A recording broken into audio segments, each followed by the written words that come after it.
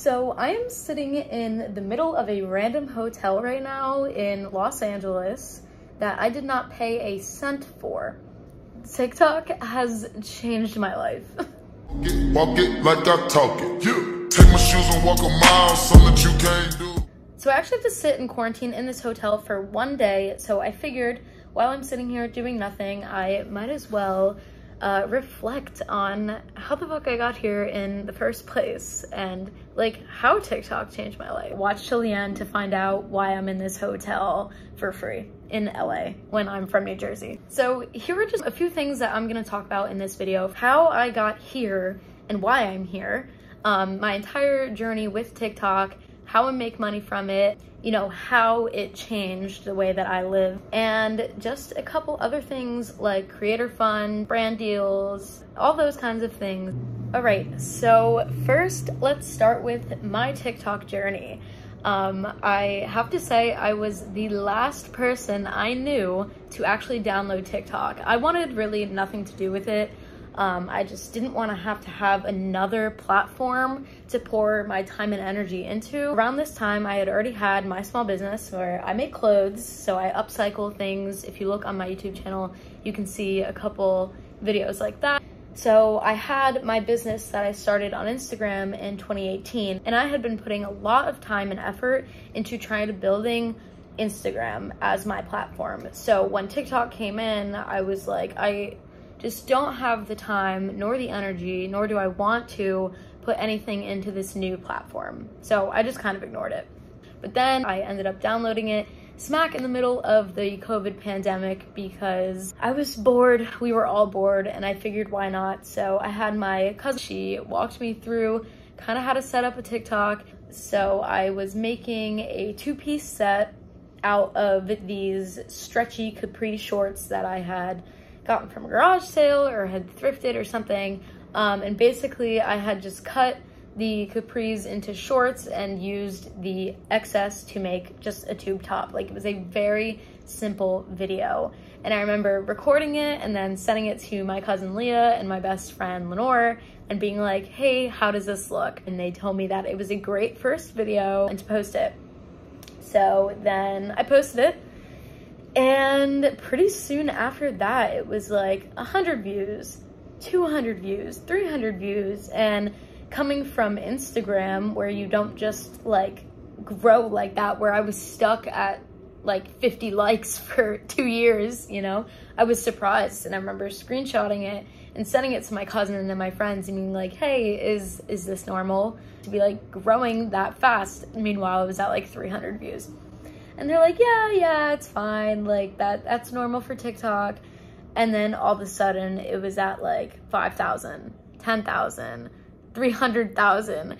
So yeah, my first video went viral with, I think it ended around 800,000 views. Like, I literally almost hit 1 million on my first video. So that was insane.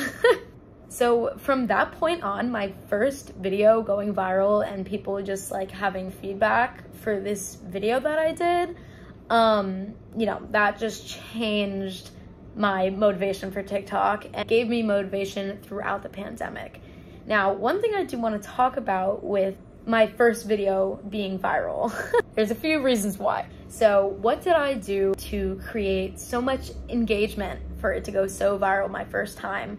And without knowing how I did that. So basically, the first thing is that I was doing a tutorial. So I was giving someone information and showing people how to do something new. So that is one reason why my video kind of got a lot of views, because I was teaching people something. Okay, I'm like editing right now, but I just wanted to make a side note about how I use the tutorial for views. As creators, we have a huge advantage to show people things that they've never seen before. It doesn't have to be a tutorial. It could just be like a time lapse of how you're making something. If you're showing people something they've never seen before, they're more than likely to stay till the end to see the outcome. Like, that's why we have a huge upper hand as small businesses or like artists and creators.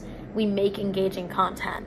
And when someone starts watching a tutorial, you're more than likely going to watch the whole thing through so that you can actually know how to make it. So that's number one. Number two, this is really funny.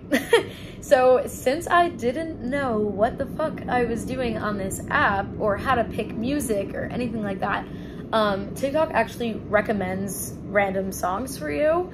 And so for some reason, I had just picked the first random song. I was like, oh, never heard it before, but it sounded cute, and like went with it. So the song that I used was like, it was called Sunflower, and I think it's like a Post Malone song. I still don't know. But it was for the new Spider-Man movie that had like come out at the time, I think. It wasn't the original song, it was a cover. And apparently, like, I still to this day, like, I think this song sounded fine.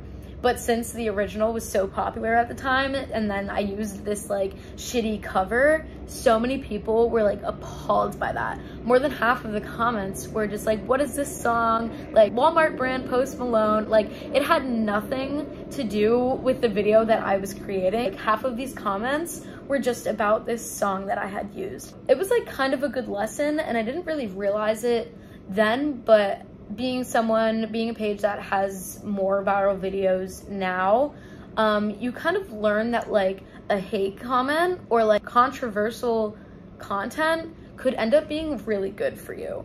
That's something to think about. Definitely if you're someone who is putting a lot of effort into their videos and then wanting them to go viral, like if something goes viral, it's reaching a lot of people, especially if it reaches millions of people. It's not always going to end up on the right side of TikTok or like where you want it to be, and not everyone's going to love it. So you're going to get hate comments. I get them all the time, whether it's like a mistake that I made in a video, or I said something wrong, or using a bad sound, or someone just straight up doesn't like what I make. It hurts sometimes, but you have to think about this in a way, what do they say, like all publicity is good publicity. All comments, like hate comments, could be good for you as long as you can learn to like not take it personally. Because as you can see, everyone was judging the shit out of my song choice on this first video, and that was like a huge reason why it got so elevated and pushed out. So continuing on with my TikTok journey, having my first video go viral, it really changed the priorities that I had for my business. I realized that it was way easier to grow on TikTok because it's showing your content to people that don't follow you versus on Instagram, where it's only people that follow you and already know. So like comparing TikTok to Instagram at the time, it was extremely hard to go viral on Instagram and to get new people to see your stuff. TikTok just made way more sense as someone who's trying to grow their platform and their business.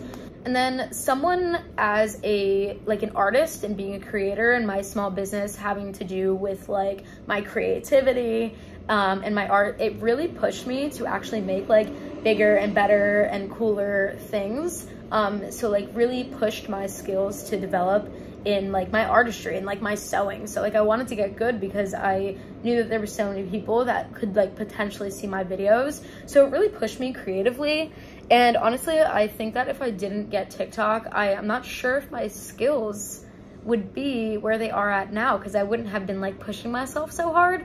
So it definitely changed my mindset and like my motivation and like willingness to like get better and not only grow like my page, but grow myself and my content and my creativity. So that was really cool. But like, given my luck and probably starting off my platform and starting off TikTok with like maybe 2,000 followers, I can't really remember how many followers I got from that. It didn't really matter after a few days. So like I posted that video in the beginning of the pandemic, so it was like May of 2020. I don't think my next video went viral until like July or August. So there was a full few months that I was still creating and making videos every single day as a beginner, not knowing what to do. And I really didn't get a viral video until then, even then having like a good amount of followers to start. So it doesn't always mean something. Having a viral video, it doesn't like last with your engagement. And so I went from like a super high and being like, wow, I'm great at this, to going right back to the bottom and sitting about like where your average Joe is. Like, how the heck do I do this? And then I really didn't even see things pick up again until the end of like 2021. So in like December of 2021, that is when my stuff started going viral super consistently. And that's when I started seeing things like brand deals and making money off the creator fund, like actually making money from it. So it wasn't a, what is this, linear journey? It was like this, you know, it was up and down. And basically, I think why everybody says that consistency is key is because after I made so many videos, you start to see like these outliers in your videos. So you want to push out as much content as possible so you can really test where you are and compare all of these video insights and see like what got the most comments, what got the most shares, and then you start taking what you see from each of these videos and putting them into one. So it wasn't even until like a year later that I was able to have enough content to start making these comparisons and seeing what was doing really well and what wasn't working at all for my business. So then my first video that I made that got 1 million views was actually me showing a core part of my business, and that I offer all of these size inclusive sizings and different styles. So it was actually to this sound that I found that was just random words like a song and then it being cut off and saying yes. So I used this to answer all of my questions with yes. So do you have petite? Yes. Do you have tall? Yes. Do you have plus size? Yes. And then this video ended up being really good for me because it showed a really crucial part of my business, and it just displayed that right out to a bunch of people within seconds of them watching. So it was like very captivating, and it was something different. Like not many people that are selling clothes, especially on TikTok and these like little boutique-y shops, aren't selling things that are size inclusive. And I'm not talking just plus size, which is like a huge thing in its own, that not a lot of businesses offer stuff for plus size people.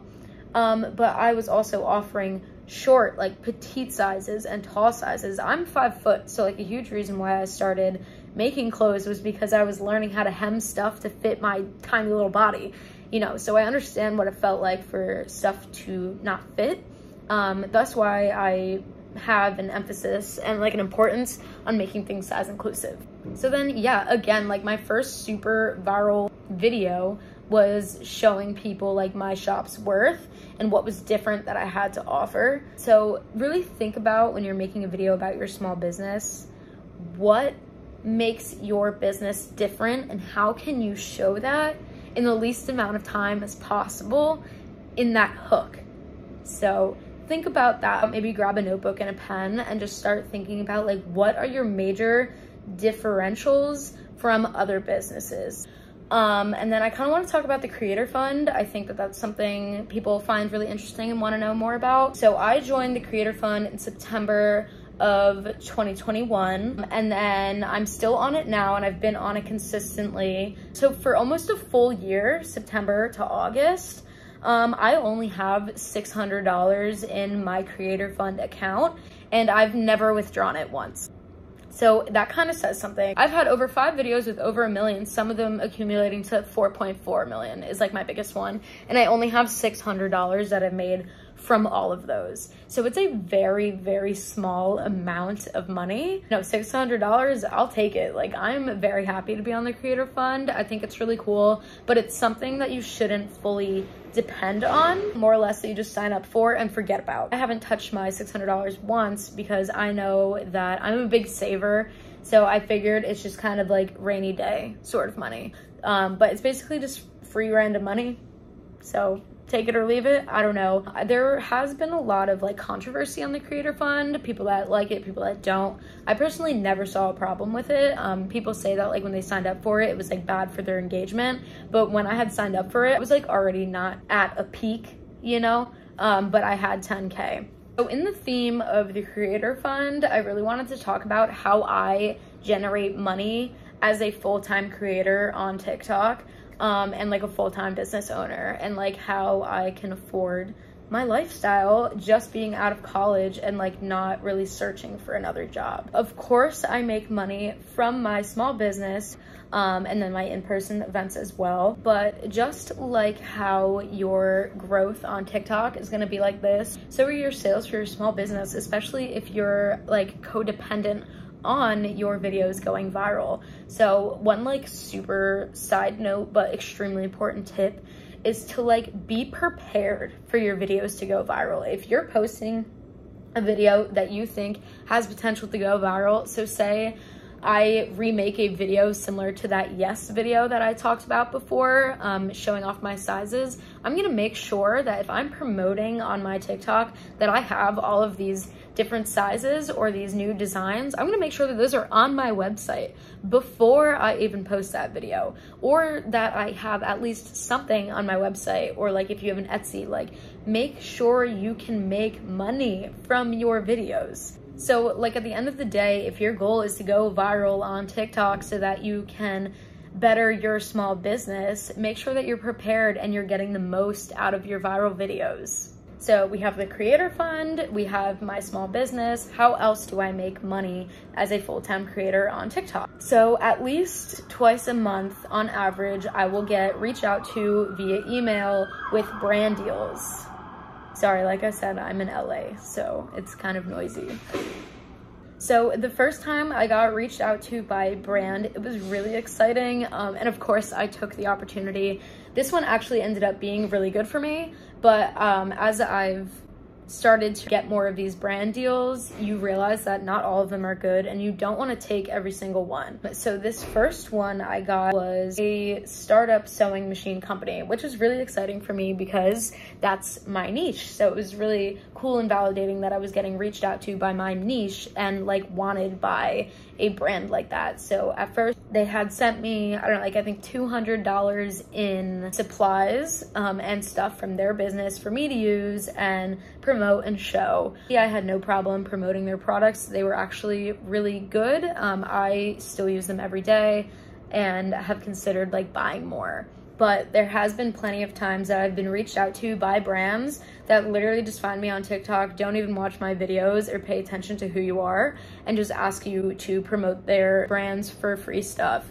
And sometimes it just makes no sense. Like the other day I got one, my page is obviously upcycling, sustainability, fuck fast fashion, like making slow fashion and like things like that. And this brand that reached out to me was an Amazon seller for fast fashion, asking me to promote their shirts. And I was like, why would you even, I am advocating against you and you're gonna, you know? So you have to be very aware of these brands that are reaching out to you. Do your research on them, first of all. Google them, message back and forth with them, ask all the questions you need. They can get a lot from you. So you have the right to ask as many questions as you want and like also ask for more. For example, with this first company, I worked with them, I loved it. I told them that I was very open to working with them again. So they had reached out to me for a second video. They had sent me more products, but this time we had a deal, exchange money as well. I ended up getting paid from this promotion and also getting products. This is just kind of a lesson to, if you are starting to get these brand deals, don't feel bad about asking for money if they're sending you products as well. There's plenty of brands that will give you both. As creators or like younger people, we tend to not see our value, but if you think about it, these older companies, they don't have that sort of like power and knowledge on TikTok or Instagram or YouTube as we do. So we have very valuable information and a huge reach. Like influencers and content creators, as annoying and corny as it sounds, are very, very helpful for brands. So don't like undersell yourself and know what you're worth. Ask for money. You can make money from this stuff, even if it's not very frequent. Like I'm not doing one of these every single day. It's not good for you to take brand deals every single day because you're gonna chase away your engagement.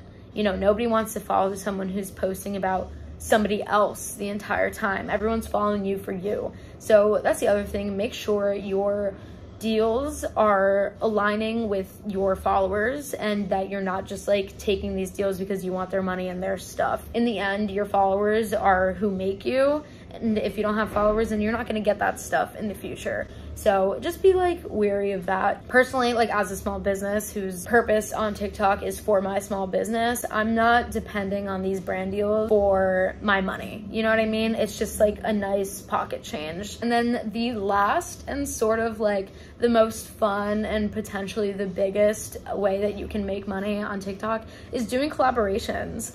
If you make friends with another small business or an artist on TikTok and like develop a friendship, even if it's online, and it turns into, like I said, like that friendship, and you're messaging each other, share your information with each other, you know, use your creative minds to do one project. Collaborations could be huge for you. So now let's talk about why I'm in this hotel in the middle of LA when I'm from New Jersey. So this is gonna be like a little story time because it's also like a huge announcement. So I'm sitting here on my phone one day checking my emails, which I check every day for those potential brand deals and collaborations. I hadn't seen anything good for the last like couple of weeks, and a lot of the brands I was getting was just like bullshit. And then all of a sudden I see this one that says Fuse TV casting. And so I'm like, that is a very interesting email. So I click it, and it goes along the terms of, there's this opportunity for you. We found you on TikTok. Why don't you like hop on the Zoom and we'll explain to you what this is. So this Zoom, I go on, and it ends up being a TV show, a new TV show on Fuse TV for upcycled fashion. And that is my niche. And how did they find me? They found me on freaking TikTok. From my most viral video tagged upcycled fashion. When you type in upcycled fashion on TikTok, my video is one of the top 3, which is pretty insane and really good. So these people were looking for upcyclers. So what do? They go onto TikTok and they type in upcycling like it's a dang Google search engine, and who do they find? Me. So now here I am, where this has fully panned out, and I'm sitting doing my quarantining in this hotel, and tomorrow I'm done and I will be filming for this freaking TV show. So how insane is that? And now you can realize like how not bullshit it is when I say that TikTok has changed my life. It has changed my business. It has changed the direction of what I want to do when I grow up. It has changed physically where I am. It's, you know, there are so many amazing things that have happened to me since I've tuned into TikTok and like really taken it seriously and like respected myself as a content creator and a small business owner. I mean, it's just, I just graduated college and I'm not looking for a job because I'm doing okay with my small business, and I just don't know if I could say that if I never took that step to like put time and effort into TikTok. So, you know, I'm hoping that this video can be really inspirational for you guys. I don't know if it really gave you a lot of information, but maybe it gave you motivation, and really like that's all you need. My first video blowing up was extreme luck, but it was just the motivation that I needed to like change my life, you know? So that's kind of the end of this video. You know, I hope it gave you something, but if you guys have any questions about how to market your small business or like anything about like TikTok algorithm or even Instagram, which I've since then also blown up on, again, thanks to TikTok because it taught me how to make videos. Thanks for watching, guys, and I can't wait to share with you how filming this TV show goes. You know, it hasn't happened yet as I'm sitting here filming this in the present. You never know what little moment is about to change your life. So if you feel like something is important to you or that you want to excel at it, like if you want to excel at TikTok, if you have goals, then do it, try. Because I can tell you, I was the most, and still am, the most average person. But like, we're getting shit done out here. So, oh, it's crazy, guys. I can't wait. All right, I'm gonna shut up now. See you later.